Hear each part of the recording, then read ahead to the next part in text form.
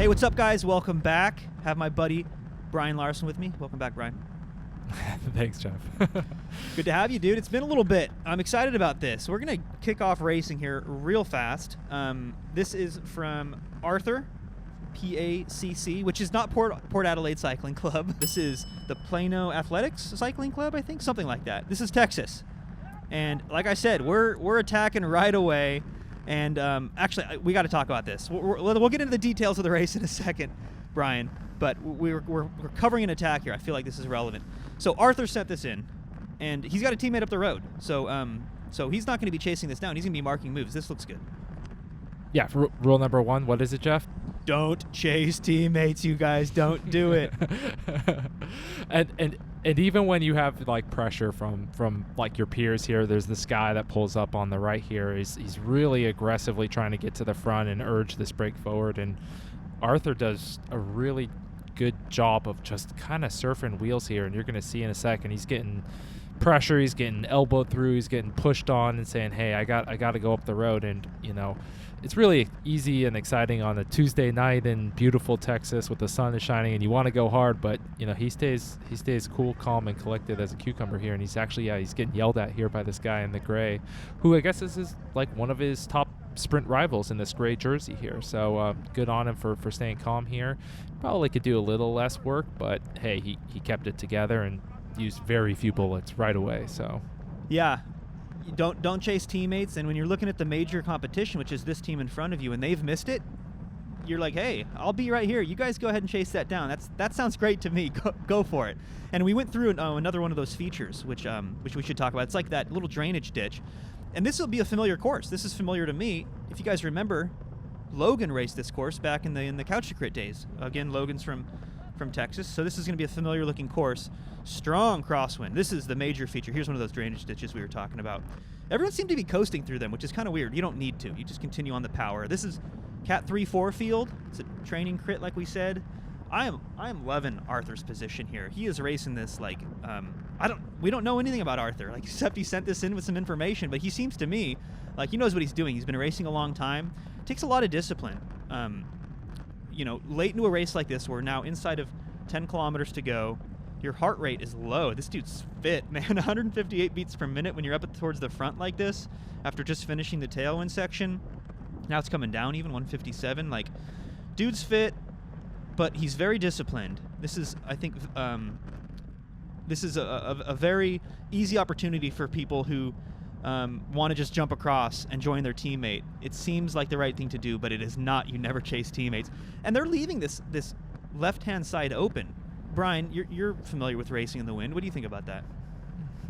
Yeah, I mean, he's got a free ride, and he's actually doing a really great job. This nice little cheeky, I'm in third place, and I'm going to leave the door open and let someone slide in to continue on the effort. Like, I mean, big props there. And again, keeping the door open, and then, he knows that the road's going to bank to the left here, which means that crosswind that was just on your right side is now, guess what, coming from your left side. And so he's in the gutter, but he's still protected here. And I think, again, a really good job here. If you look behind, I think it's on this stretch here, everyone's kind of going to be diving. You can see the whole pack is on the left side of the road there, if we're looking in the webcam there. Why? I don't understand. Like, I'll do one better. Like, Arthur, he was even preparing himself to be on the right side of the road before it was a crosswind. This is a hallmark of like a skilled P12 racer, where you're not thinking of what's going on in this moment. You're thinking 2 steps ahead, like not just in terms of, okay, who's going to be chasing and who's going to be doing work and that sort of thing, but also like, where's the crosswind coming from? We have a left-hand turn coming up. It's going to be a left to right crosswind. He set himself up for that. And you can see another rider just attacked from the right-hand side of the road where you should be.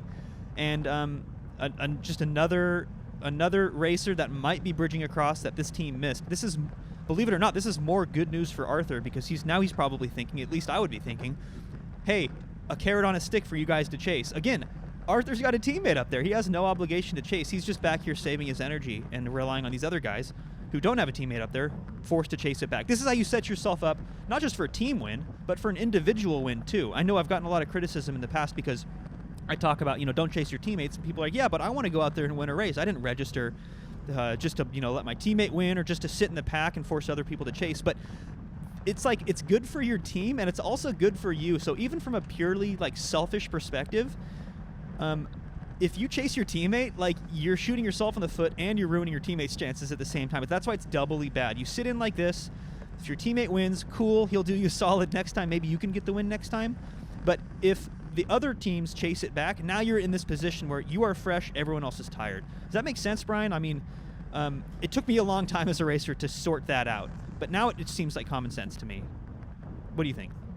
Yeah, and I mean, I think you're only as good as you are as you set yourself up to be, right? So you never know what's going to happen. Your teammate could flat out of that break. He could come back, and all of a sudden you have to have the legs to be able to respond. And if you've wasted your energy in the pack just using bullets aimlessly to no end, even if it's just moving around the pack inefficiently, then you're not going to be able to like finish the job for your team either. So it's not even a factor of like what's going to happen next week, but like maybe what's going to happen in 5K, down the road here. And he's doing a good job here, staying. He actually has his teammate on the left here. That's his teammate, I think, on the left there in the red and yellow. And so while the whole pack is guttered there, he's staying calm. He's staying, and if you watch it and we were to rewind this, you would have saw that he set himself up again. You said I was just about to say that. Look where he's Yep. at. He's on the right-hand side of the road. His teammate's giving him shelter, but he preempted this position. This wasn't like by accident. It seems like Arthur's maybe sandbagging a little bit. I'll say it. I'm going to sit here and say it, Brian. He's sandbagging. No, he's doing really well. Props to Arthur. He seems to know what he's doing out here. He's positioning himself really well. And at this point in the race, you don't want to slide too far back. It looks like, if anything, I would argue is too far forward earlier on, but that's a lot better than being too far back, because now I can't see the front anymore. The GoPro is usually a pretty good POV perspective. What you don't want is that major team sending a solo rider across. Because, hey, you want to stack a break, that's the way to do it, right? Is you follow somebody across to the break. That's the dream situation. Yeah, and I mean, I think, the other reality, too, is, like, when you move farther back, if we want to talk efficiency, too, like, if you're just surrounded by people, you're no longer, like, picking your line. You're no longer picking who you follow. You're dictated to who you're following, because as we saw through these little drainage dips, if the person in front of you coasts and you're boxed in, guess what? You're coasting too. So being able to have that door open, not just for responding to attacks, but being able to, like, move up or move to the left or the right and set yourself up. No, that's a good point. And right here is one of those luxuries he lost. When he was third wheel, he was always in the shelter, but if you could tell, the whole last 20 seconds or so, he wasn't in the draft because he was kind of forced out to the right because it was just all swarmed and it was all backed up on the left where there was a good draft. So not even necessarily a better draft when you move further back, right? Especially in the crosswind. Yeah, I mean, and here's a good case of this, where because he was further back, he couldn't dictate his left or right line. So now he's setting himself up on the left side of the road,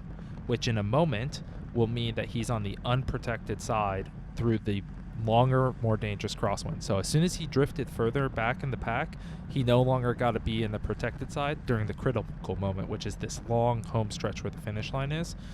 He's going to be on. He's totally unprotected now, and he's just giving shelter to the rest of the pack. And he's just doing 400, 500, 600 watts here and not going anywhere. Right? And look at this course. I mean, you feel you feel the full force of the crosswind out here. There aren't any buildings. There's that one tree right there that may be slowing the wind down a little bit, but you feel all of that wind. It reminds me of Nationals this year, Masters Nationals. It was on a course like this. It was completely wide open grassy field, and it's for like balloon launches. So it's completely void of any buildings or structures or trees or anything because of the balloon launches, which means some good crosswind action, which I enjoy. But yeah, he's getting swarmed a little bit now. This is time to move up a little bit, I think. Yeah, this is when I watch this, I got a little anxious, because these are like the worst moments. You're going into a headwind. There's a bunch of people behind who were probably just panicked on the crosswind before, and they're anxiously like overtaking you and swarming you. And when there's a speed differential, you can't like get out of that little like flurry of like swarming. You're kind of stuck there, because if you move to the left or the right, you can get your handlebars stuck with someone else advancing. So he kind of has to wait and almost go, like, you look in the rear view, he's at the back of the pack now. Like it just like that in like 300 meters. As soon as we hit that headwind, he's now 40th wheel, back of the pack with one guy behind him. I mean, hey, you're now down at 137 beats I was per about minute. to say. I guess that's like a silver lining there, but like 4K to go. I mean, what, 2 miles, right? Like the winning breaks, this is like critical moment. Like in the last 5 minutes of these races, this is when moves go.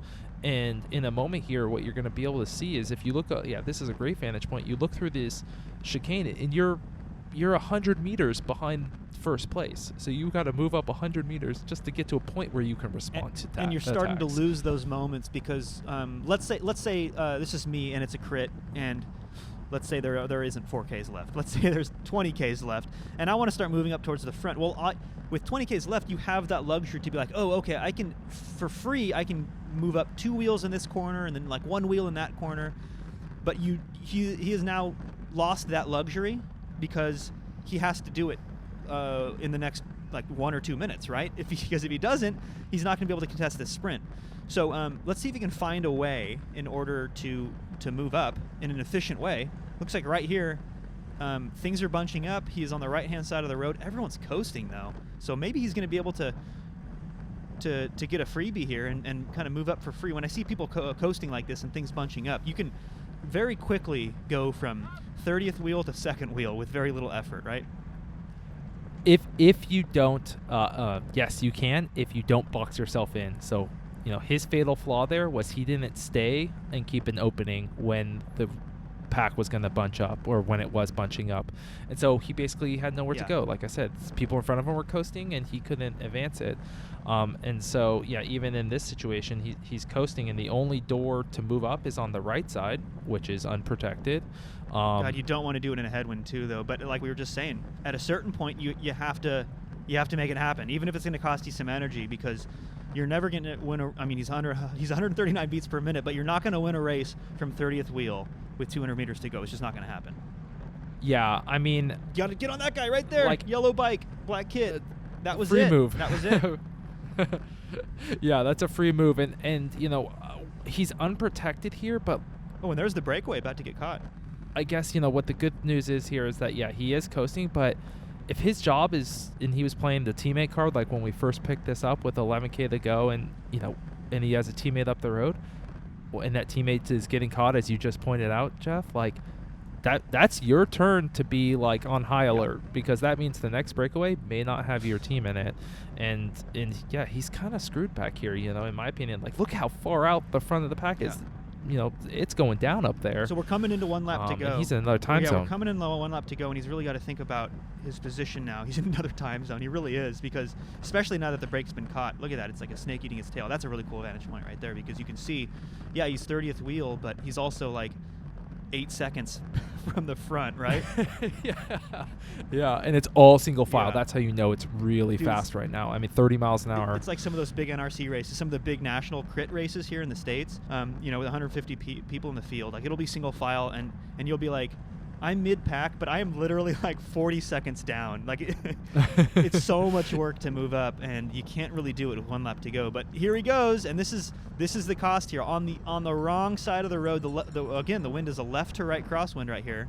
So that was a pretty big cost in energy. But man, dude is fit or something. 149 beats per minute. I think dude is just really fit. Keep pedaling though. You don't want to coast right now, right? Yeah. You got nowhere to go, I guess. I guess, I don't know. He could have maybe snuck by a little bit on the left, a little bit more, even though it's unprotected. You know what I'm doing inside of 1 lap to go is I am not leaving these little gaps open up, because at least in here in the States where we race crits, it's like that's an opening for somebody, and somebody will take it, right? Like, I'm not leaving little gaps in front of my wheel in fear of just losing position, right? And the draft is better, plain and simple.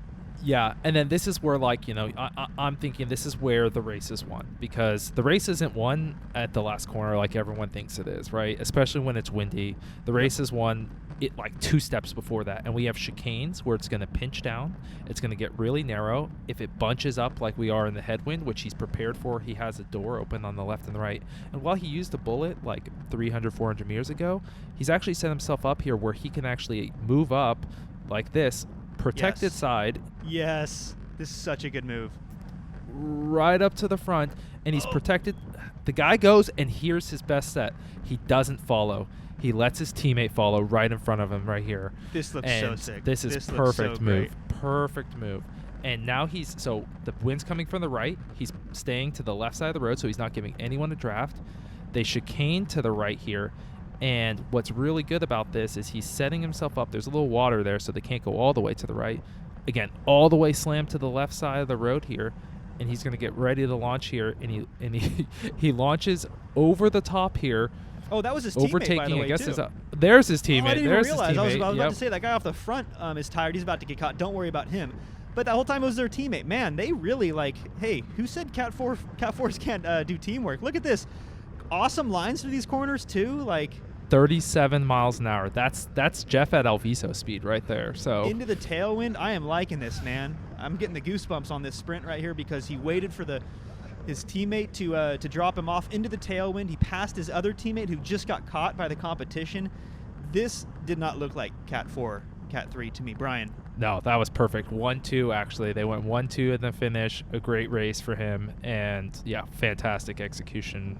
That was a fun one, man. So congrats to Arthur for the win. And, hey, if you guys have footage, we're trying to get back into more fan footage. Sorry I've been bailing. We're going to be catching up on those. So if you have footage that you want to submit, I'm going to put a link down in the description to an uploader tool. It takes 2 minutes of your time. It's super simple. You can remain completely anonymous if you want. Brian, it's great having you on. Yeah, thanks. Thanks, Jeff. We'll see you at the next one. Later, guys.